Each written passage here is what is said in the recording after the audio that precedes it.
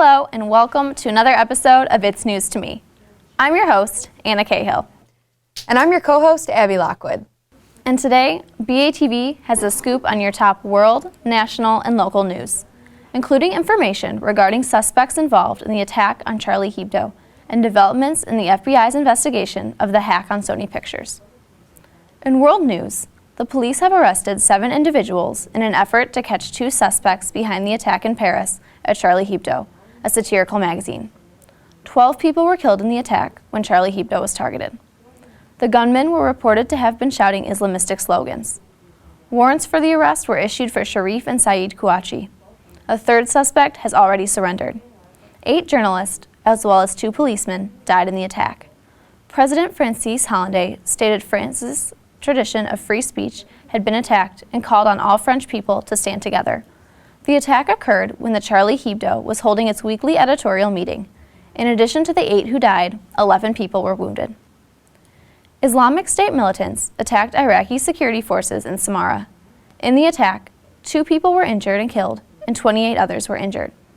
The militants reportedly carried out 5 suicide bomb attacks at checkpoints along a motorway west of Samarra, according to the BBC. In the attack, 2 policemen and a civilian were killed when pickup trucks carrying water tanks filled with explosives were blown up at the checkpoints. The militants were reported to have retreated under fire from Iraqi warplanes after several hours of battling. And now, let's head over to Bill McGrath with a Municipal Minute. Hi, I'm Bill McGrath, the City Administrator, and this is the current issue of the City's Municipal Minute, which is part of BATV's It's News to Me. You know, I think the most important thing I'd like to talk to you about today is about the weather. And I think the city and our crews just do an outstanding job of keeping the streets clear and safe for everybody to get to work, and safe for our emergency vehicles to do their jobs, and safe for school buses to get to the schools. But there are areas that we simply do not have the manpower to take care of. And those are in the areas of making sure that our elderly neighbors are taken care of, making sure that maybe our gang mailboxes that are used by some of the elderly are cleared out, and most particularly some of the corners of our residential streets. Our drivers can try as best they can, but just the physical nature of plowing the snow can result in some snow being piled up at the corners, and a lot of our elderly and children are trying to cross the streets and have to surmount some obstacles there. I know that in a lot of neighborhoods, people have just taken some joint responsibility of taking care of this. Perhaps the first person out on their driveway with a snow blower just does the block for the kids that morning, or after school has their kids take care of the corners, but it's something that the city just can't take care of. The magnitude is so much. So it is something I'd like to bring to your attention and ask you if you could consider. Secondly, you'd be amazed at the number of collisions that we have when the weather gets bad. Luckily, we don't have too much in the way of injuries, but we just have a lot of people sliding into each other, and it's really unfortunate, the wasted property that gets damaged. So try and be careful out there. Now on to other matters. A lot of you still have Christmas trees to get rid of. We have some dates here where if you put your Christmas tree out on your parkway with the rest of your garbage on your regular garbage day, Advance will pick them up, and you don't have to put a sticker on them. Now you do have to remove plastic bags, ornaments, and lights or nails because they won't pick them up if it's full of that kind of stuff. Wreaths, even live wreaths and garland, should be put in your regular garbage cans. After the following dates, which is actually this month, if you want to get rid of your Christmas tree, you'll have to put a sticker on it and put it out on your regular garbage day. So for the south side of the city, that is south of Wilson Street, between Kirk and Randall Road, Advance will pick up Christmas trees on Wednesday, January 7th and Wednesday, January 14th. On the north side, that's north of Wilson Street between Kirk and Randall, they'll pick up on Thursday the 8th and Thursday the 18th, or the 15th, pardon me. And on the far west side, that is the west side of Randall Road, they will pick Christmas trees up on Friday, January 9th and Friday, January 16th.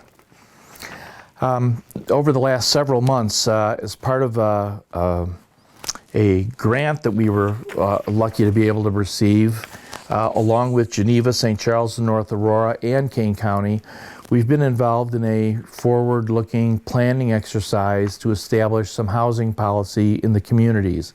This is part of a metropolitan-wide initiative. Over the next several months, the council and the community will be discussing a regional plan for housing and how that impacts the city of Batavia. We'll be publishing materials on the city's websites for you to read, and there will be public meetings at some point to discuss the different elements in this plan. The key concept is to look at establishing balanced housing at the local level. This will involve discussing the types and location of housing available here in our city, whether that inventory sufficiently supports those that we would like to be able to live here, both now and in the future, the current locations we have available for new housing, the locations we have where redevelopment might occur that could include housing, how transportation is related to housing, and most importantly of all, of course, the strategies to achieve the goals that are determined after we have these discussions. It will be a very exciting project, and I know that the City Council and the Mayor will really want your input as it moves forward, and it will involve being attentive to all sectors of our community, including those of any age, income, and physical abilities.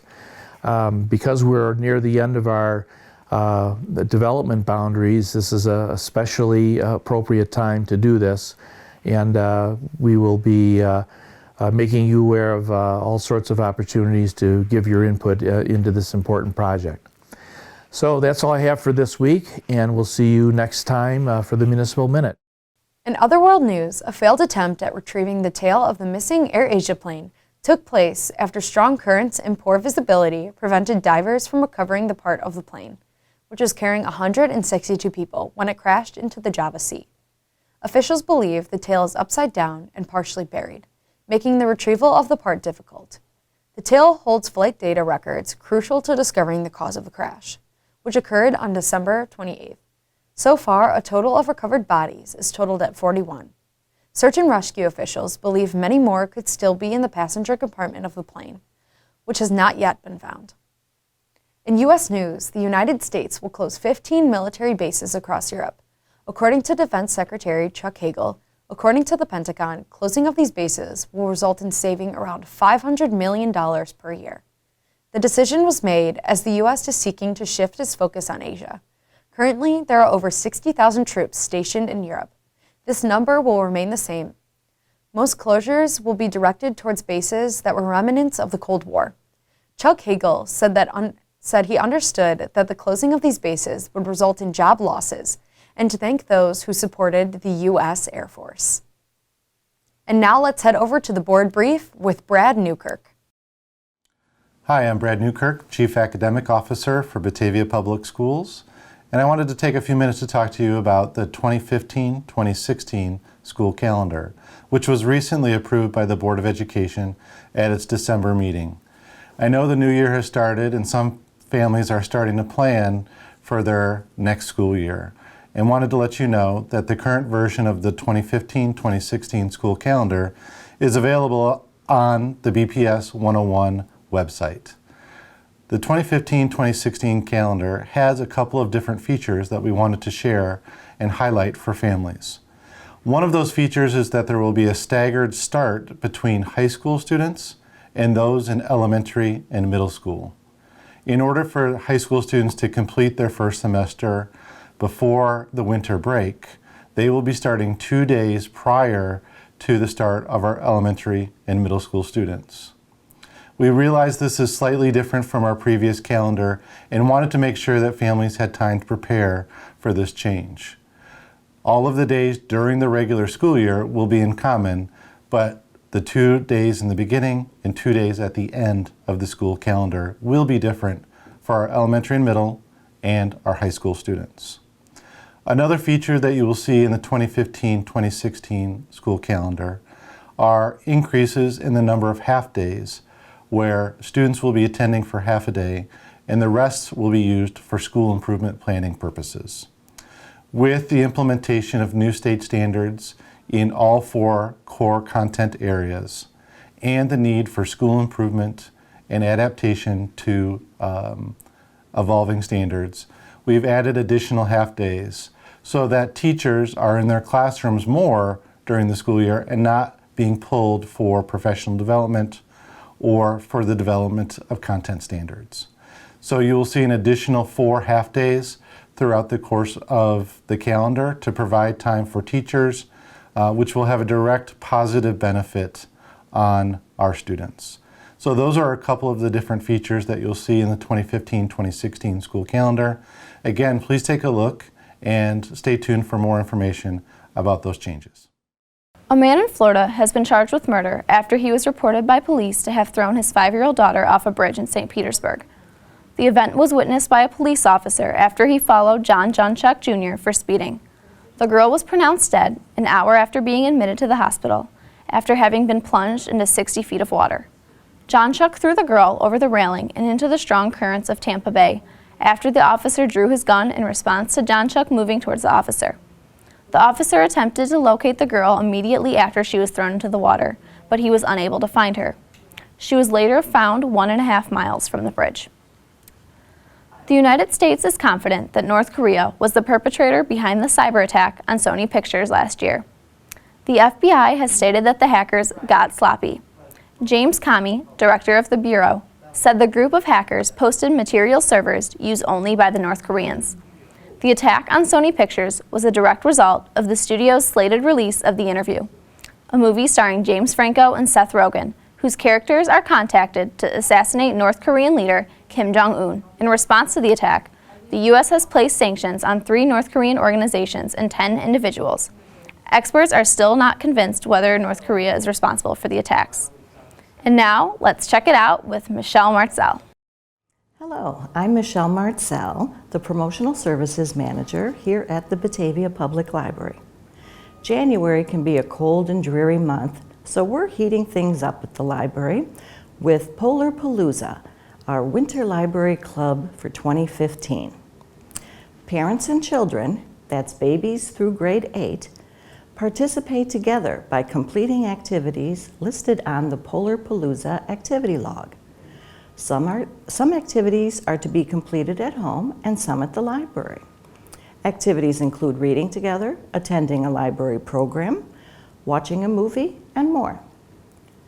Families earn small rewards as they complete these activities and can enter drawings and contests.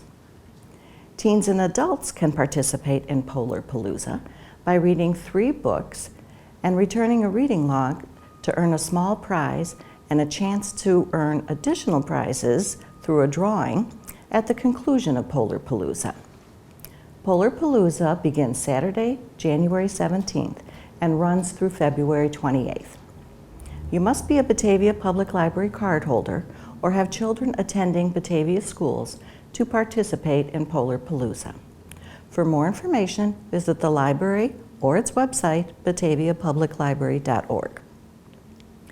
On Sunday, January 18th at 2 p.m., the library's Sundays on Stage entertainment series presents From Italy with Love, featuring Jan and Gino of the Sounds of Time. Enjoy warm romantic classics made popular by Dean Martin, Frank Sinatra, and other crooners. Please register for this program, which is sponsored by the Batavia Public Library Foundation. The library is hosting a number of programs for parents and their college-bound students during January and February. A financial planning workshop will be held Monday, January 19th from 7 to 8:30 p.m. Please visit the library calendar at bataviapubliclibrary.org to register for this program and to see what other college-related programs are coming up in February. That's it for today. I'll see you at the library. In local news, the Hall of Honor for Batavia District 101 is accepting nominations to recognize and honor alumni, staff members, and community members. The deadline for nominations is scheduled for February 1st, 2015. Batavia is currently considering a $920,000 property tax rebate to lure a manufacturing firm to the city.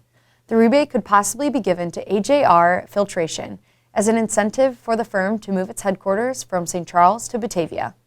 The proposed building would require 263,000 square feet at 1252 Pearson Drive in Batavia. Currently, AJR Filtration employs 250 people at its St. Charles and Lake County facilities. According to Batavia Economic Development Consultant Chris Aston, the firm plans to grow to a workforce of 400. And now over to Katie Drum with the Park Bench. Hi, welcome to the Park Bench. I'm Katie Drum, the Marketing and Sponsorship Coordinator for the Batavia Park District. We hope that everybody had a great holiday season and is having a wonderful start to their new year. So I have just a couple things coming up that I'd like to share with you. So those of you who have been anxiously awaiting to go ice skating at the Depot Pond, just a reminder that safety must come first. Please do not forget to check the flag to determine if the pond is open or closed. So green flag means that the pond is open and that ice skating is allowed. Red flag means that skating is prohibited and that the pond is closed. And although it has been extremely cold lately, just a reminder that the temperature must be below 0 for several days for the ice to even become thick enough for ice skating. So it has to be 8 inches or thicker for the pond to be cleared for skating. And just a reminder, the Peg Bond Center will be available as a warming house, weather permitting, of course. The doors will be open from 8 a.m. to 5 p.m. And the only areas that are accessible will be the foyer and the restrooms. And the Park District is not responsible for any stolen or lost items. And if you're not sure if the pond is open or not, you can always contact us at 630-879-5235 to inquire further about the Depot Pond and the ice skating rules. Second off, we do have a wonderful event coming up, our volunteer fair. The Batavia Park District is teaming up with Batavia United Way and the Batavia Chamber of Commerce on Saturday, February 7th from 9 a.m. to noon at the Eastside Community Center located at 14 North Van Buren Street. This is our first annual volunteer fair. And so if those of you who have been thinking about volunteering, it's a great opportunity to learn more about local organizations and how you can get more involved in your community. It's also a great way to gain experience. We are also currently seeking organizations and nonprofits to be exhibitors at the fair. The cost is $15 per booth. That does include space, a dedicated 6-foot table, and refreshments, promotional opportunities, and lots of other great exposure. So if you are interested in signing up for that or for more information, you can contact me at 630-879-5235, extension 2019. And last but not least, also happening on February 7th, Saturday as well, join us in City Hall Council Chambers for the Batavia's 7th annual Green Night Out at the Movies. The Batavia Environmental Commission is teaming up with us to provide an evening of free entertainment. There will be a green-themed movie, free popcorn and free drinks if you bring your own bowl and reusable cup. And there will also be a lively discussion afterwards about the featured film, which is going to be The Nature of Cities, which is a thought-provoking documentary featuring Professor Timothy Beatley, who covers many different urban projects from around the world. And the doors will be opening at 6:30 p.m. and the movie will be starting at 7 p.m. And for more information, you can check out the BEC's Facebook page for more information, which is www.facebook.com/Batavia Environmental Commission. And other than that, until next time, have a great day and stay warm out there. Hello, I'm Holly Deachman from the Batavia Chamber of Commerce. Welcome to Chamber Chat. I'd like to share with you a couple of events that we have coming up here. On January 30th, we have the Inspire Awards event that will be held at the Homestead. We recognize once a year our Citizen of the Year. For 2014, it's Jay Thomas, or Tom Von Lunen. He has been very active with the Batavia Public Library and also the Batavia Rotary Club. If you know Tom, you know that this is going to be a great night. So please join us at the Homestead on January 30th.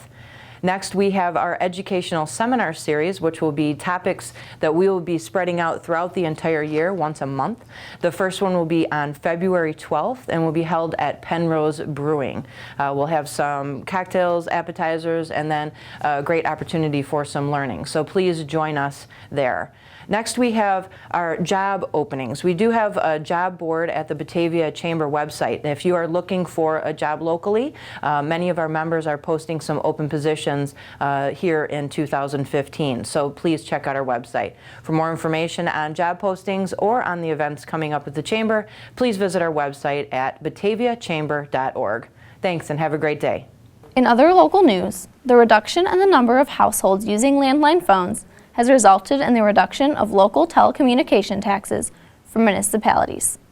Batavia Finance Director Peggy Colby has said that the city anticipates that it will collect $281,000 less in telecommunication taxes in 2015 than it did in 2008. The decline in landline phones is a direct result of homeowners opting for wireless devices, such as cell phones or voice over internet. Local governments are able to levy up 6% for their telecommunication taxes, so the decline in landlines means a decline in revenue as well. Local officials have made up for their loss in revenue by exploring other revenue sources, according to Sugar Grove Finance Director Pat Chamberlain. Thanks for tuning in to another episode of It's News to Me. As always, most of our programming is viewable online at mybatv.com or on YouTube under the username BATV1017. Be sure to like us on Facebook and sign up for our newsletter to stay up to date on the station's happenings. Thanks again for tuning in. I'm Anna Cahill. And I'm Abby Lockwood. And that's News to Me. Hey, that's news to me.